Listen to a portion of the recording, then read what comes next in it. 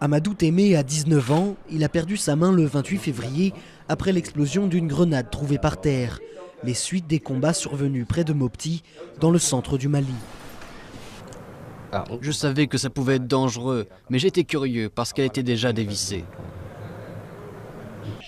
C'est ici que l'accident a eu lieu, dans la maison familiale. Des enfants qui jouaient autour ont aussi été blessés.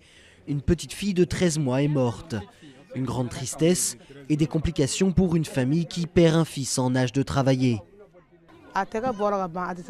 Mon fils avec la main coupée, il ne peut plus travailler, il ne peut plus rien faire. C'est très douloureux.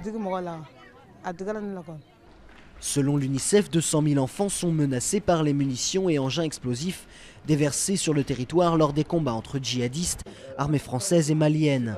Une campagne de sensibilisation a commencé avec l'UNICEF et ses partenaires, mais les munitions sont toujours là, à portée de main des enfants.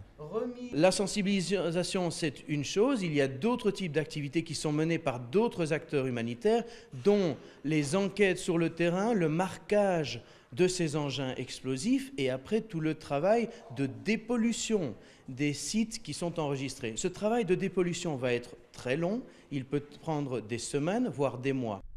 Des carcasses et des munitions sur le bord de la route, à portée de tous.